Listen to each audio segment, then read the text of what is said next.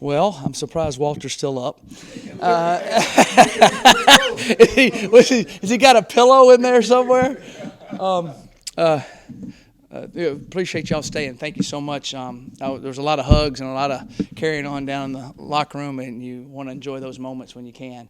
I'd like to say, wow, Louisiana Tech played really hard, came out firecrackers, that young freshman quarterback. And Landry is a good player. You can see why they see a lot of good things in him. And I think that's why he's probably Gatorade Player of the Year in Louisiana. So they've got a special player there. Our young men just kept fighting and fighting. And they've gotten to where they just keep playing hard all the time and keep staying positive and keep fighting through all the different emotions. And that's what you have to do as a football team. And it's, it's fun watching them grow up before your eyes, and see the improvement and the excitement in their eyes. And then our coaching staff has done an incredible job of working with them, showing them mistakes, getting them corrected, helping them get better, and staying ultra positive when they have to. And it's made a huge difference. And they trust each other. The coaching staff and the players trust each other, which is huge. And I think you see that. And the young men want to be coached. They want to get better, which in today's world sometimes is harder than you think. It's not like it used to be.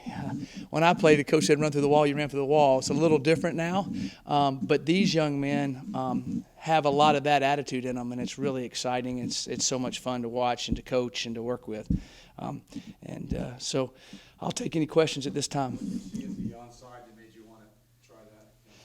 Well, we've been practicing that sky right, and we've worked on it, but we've never done it in a game. And number 6 for them made us want to do that. So he was lined up way to the left, and they kind of see we kick to the left a lot because the way our kicker kicks, he can kick it out better. So we kicked it over to the right, and he put it just perfect, and Zeke can fly. Hezekiah Massey, we call him Zeke. He can fly. And so we told him, if they fair catch it, pull off. If they don't, it's going to hit the ground, get it. And that's why we put it in. We saw how they lined up, and they knew where we were kicking it most of the time. So it was kind of a 8-game study, and said, okay, if we have to kick off a lot, which we hope we did, and we did, we don't want to kick it to him every time. And that enabled us to do that. Coach, you talked about the maturity of this team. It was a great kick by Lucas, by the way. Great kick. Coach, you talked about the maturity of this team. I just want to ask you, we knew coming into the year how young they were. Now 8 games into the year and everything they've been through, ups and downs with some players, et cetera. Is that, not that lack of maturity or lack of experience was an excuse, but can you almost kind of toss it out the window and just say, hey, just go play, Right. No, they have grown up in understanding football, understanding, Grayson's a great example. He keeps improving. And he had a little time tonight where it kind of wasn't going good. And maybe in the past he would have got down on himself, but he knows we all believe in him. He rose right out of it, then back to setting his feet, making throws, making runs, and just little things like that you see throughout the game happening that we notice as coaches and players notice, that we've seen them fight through in practice and had different things happen, and you just keep loving them and keep pushing them, and they keep working and keep going. That's an example. He played phenomenal, did some unbelievable things. We had our center that went in the game, Wyatt. Played center for about 5 or 6 snaps this week in practice because we've had all these different injuries, and then we get to the game, and Ming, who's our backup center, has terrible back spasms and he can't go, and then Julius goes down, and then we needed Box, our other center, but we needed him at guard, and Wyatt went in and did super in the most critical situation in the game. Houston plays right tackle for us. Right tackle for us the entire game. His first college start, does awesome with Lindell still recovering from the concussion protocol. And so, I could just keep going on and on and on. But what I see is guys being all prepared, realizing their role is important, and being prepared to perform in their role. And we've done different things in practice. We're practicing a little bit different after the Western Kentucky game. I kind of looked, okay, how can we make ourselves better with this young team and try to accelerate it? We go good on good a lot more than you probably would. But our kids like it, and they know, and we don't knock each other to the ground, but we go full speed. Kind of, they're learning how to practice right. I mean, that's a maturity at level. And then our show teams are doing better, and we're doing tons of walkthroughs to help them know it better. So that's a long question, but we're trying to make them grow up faster, and it's working, and they're buying in. Well, no, I mean, I appreciate the answer to that. One follow up on that. I mean, just talk about little things like you go down 2 scores, down 17-7. Yep. Even, the fourth quarter overtime, you have the false starts with Hoppy Lee, just all those opportunities that you could have just folded in the tank. Does that show you a certain measure of resiliency from a group that, again, is still in playing experience really young? Yes, it does. It just shows you they erase that play and go to the next. Just do your job next. And when you can do that, you can calm yourself down in the middle of the battle. You can make plays. And I don't know if those are all Hobby Lee. Wyatt kind of was late on a couple snaps. There was a couple there. But it was still what you're saying is correct. They overcame all those, which was really impressive. And, Valdo made some unbelievable catches. It was fun to watch. That would be my next question. Let's talk about Rivaldo a little bit. We come into the fourth quarter, he only had 1 catch, but then he gets 4 catches on that final drive. Let's talk about him a little bit. Yeah, tight end is a hard position to play because everybody always says the tight end's always open, right? But he's sometimes hard to find for a quarterback. They also have to block. So they're kind of in that blocking area, and blocking is extremely important. And then when they go out, they got to go make the plays when they have their opportunities. And Valdo made a lot of plays tonight, and we have different things in the packages to get him the ball, but sometimes they do a different coverage or different things happen. So they have to really stay unselfish a lot more than a receiver does. A receiver sometimes is able to get it a little bit more. And what he did tonight and at the end there and all the plays he made was spectacular, and just really appreciate him. He's such a when you get up here and see his smile, it's going to blow you. I know you say, but I mean, just check out that smile. He's such a, it's just a, I love seeing him come around because he has that big smile. He just uplifts me, and he's a heck of a player. Coach, the other big decisions and the night full of decisions, the 2-point conversion there, what did you like there, and how much of that seemed like improvisational by Grayson? We had the play called, and they covered it, and Grayson was able to scramble around and make a play. And I think he started to think he could run, and then he realized he couldn't, and he kind of backed up and was able to see it and make the throw. The receivers came flowing over, which was good. That's what you call a playmaker making a play, right? I mean, that's when I have a saying, and they know it. It's down there in the locker room. It says, "Players make plays, players win games." It's in big, bold letters within our system, and they know that. And that was a player making a play and winning a game. It was spectacular, and a great catch by Mitchell. Yeah, and following up on the Rivaldo thing, since he had this kind of a breakout for this season at least, he had shown flashes previously.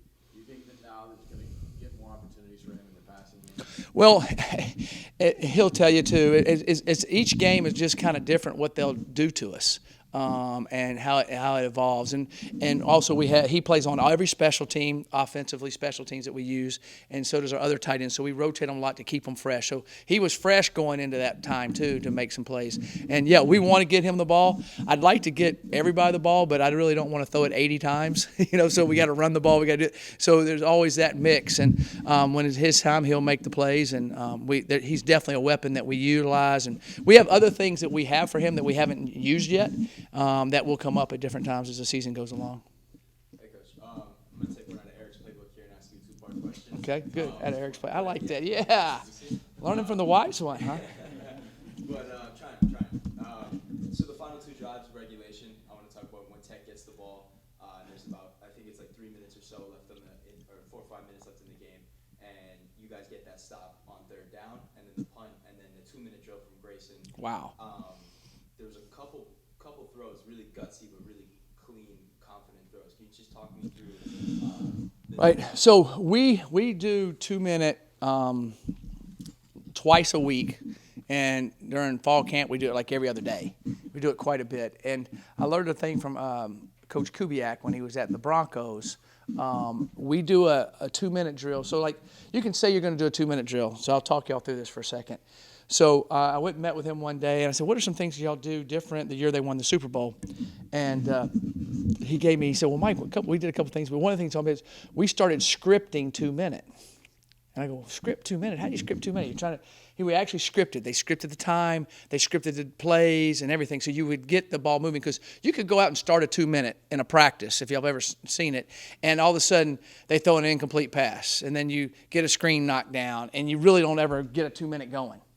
Okay, and then the defense runs off all excited. Or you go out and you hit a play and it gets missed, and they gain 40 yards and it gets out of bounds, and you don't really do a 2 minute. So we script our 2 minute. So we'll start it backed up and we'll say, okay, we're going to have to do a fast field goal. We're going to have to get the ball in play. We want to get it on a certain hash. Okay, we're going to have to score a touchdown in this area. And then we'll script out down and distance, and we have to run the different plays. And if the defense makes a play on it, that's fine. We just move the ball to the next hash fast. He's got to learn the time. He's got to get the feel for it. So I want them to feel it, and the defense to feel the pressure of a 2 minute every time we do it. And then we'll do some just live and play. So that's really helped us. He's been in that 2 minute, harder than that. We've had him at the same spot with a minute 10 to go and no timeouts. Yeah. And he understands the chunk plays. He understands how to use the clock. Our kids know how to get out of bounds.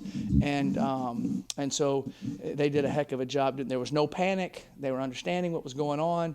And it was really neat. I thought we were going to get a touchdown there, but we didn't. And then, of course, now our young kicker, he's come in twice now and made some big kicks, and just so proud of him. And to follow up on that 2 minute drill and practicing it, do you think, we mentioned it earlier, that because of the reps that they have in practice, when you have, I think, 2 to 3 penalties on that drive, as well as a snap that gets fumbled, but they're able to go out the next play like it just didn't even happen? Do you think that directly contributes to, one, their growth, and two, the performance that we saw there today? I think it is on their growth. I think that they've got to the point is, play the next play, we still got a chance to win. Instead of like, oh, let's just screw everything up, it's over, and you have no chance. Just staying positive in the moment, staying focused in the moment, and and find a way to get it done. I want to get it done 100% of the time. There might be a time it doesn't, but they're not going to be down about it. We'll just do it again the next time. We'll do it again the next game. We'll do it again the next drive. And so we do the 4 minute drill, what we call. We've done that exactly, that practice and drill. They can tell you. We'll have the offense go out there. We'll go like the ones versus the twos, and the offense will have to try to get a first down, or the twos, and the other defense has to stop them. As soon as they stop them, we use their timeouts, and they get the ball. Okay, there's a minute 40 left. You got to go score. And we've done those exact things in practice a lot. But to actually do it in a game in the heat of the battle like that was really awesome, really neat. And last thing I have for you, I think for me, I've identified one play as one of the biggest plays in the game, and actually happened in the first half, last play of the first half, that block field goal. Yeah, big. You guys go in, instead of 21-20, it's 21-17. Yep. And you score 2 quick touchdowns, block field goal. Do you think that was the point? You guys kind of did that this week? Yes, we were at halftime. Our kids were just sky high. They were ready to go. They knew we could get it done. And then we got down there, and I thought we could get in the end zone. We had to kick a field goal, and then they went down, and then they scored, and we stopped them, make them kick a field goal, which gave us a chance. And they just kept believing. But there's no doubt that block field goal at the end of the first half was gigantic for us. And that was a great job by Ricky Brumfield, seeing what they did. And then that's why I called timeout. We changed where we were coming from and came back off the other side. Ricky did. And we had a timeout there and blocked it. And I was actually thinking about calling timeout when they were going down to maybe give us some more time. And I kept saying, nah. And luckily I was able to use 2 of them, so it helped us. Yep. When it comes to guys, like earlier in the week you mentioned Smoke Harris and a few other wide receivers. Yeah. They're always dominant whenever they're on the field, but this week, today, the defense really stumped them, and they couldn't really get a lot going. Yep. What can you say about the progress of the defense from? Well, they just keep playing hard and keep working. Our defensive backs are getting better and better and better. We have good receivers we go against. We go against each other a lot. They're always out there getting after it. And they did well. Yeah, number 6 still. I think we missed him 8 times on one play, and then still got it. I think one of our guys missed him 3 times and then tackled him on the 4th time. And that just shows you resiliency. But he was really good. And their young quarterback's a good player. He has a good arm, good understanding of the game. Hey, Coach, I'll ask you. Obviously, now you have back-to-back wins for this team this year. And talk about, I know you talked about the fight, but for how this team played, obviously, third game of the year West Kentucky, and seeing how the improvement and the fight that they've shown, and now 500, and looking at the schedule, you have a chance to do something big heading into the home stretch. Right. You know, I think I said at the press conference that I love these kids and we were going to keep pushing. We're going to stay positive. We're going to keep working. We're going to keep going. And we went back and they believed us. We believed in them. We tweaked a few things, changed a few things, and just kept working. And then things have happened. And we're going to I give them 2 days off now the way we had to do this. We did the same thing the time before, so they'll have tomorrow and Sunday off. Staff will be working and doing stuff tomorrow afternoon and then Sunday. But we'll be ready for that. But they'll get a good rest, and then we'll get ready to roll. And each game is a season in itself. You're going to hear me say that a million times, but it is. I don't know who we'll have available next Saturday.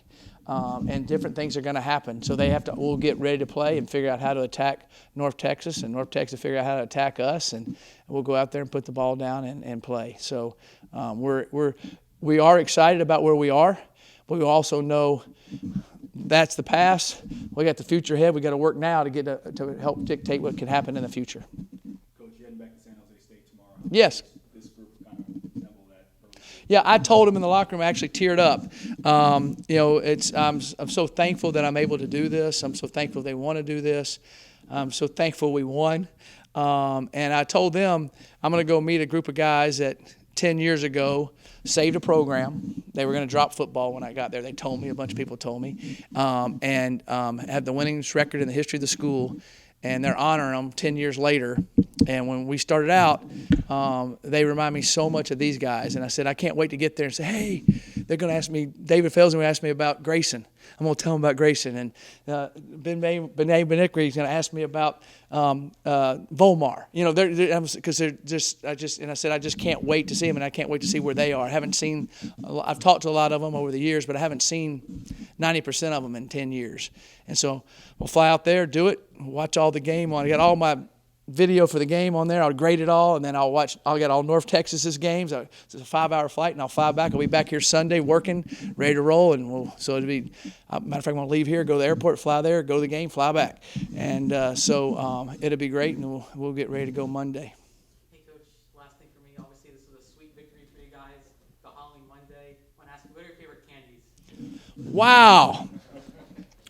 Well, my favorite candies. It's probably anything chocolate. I would have to say I'm probably just like a lot of people.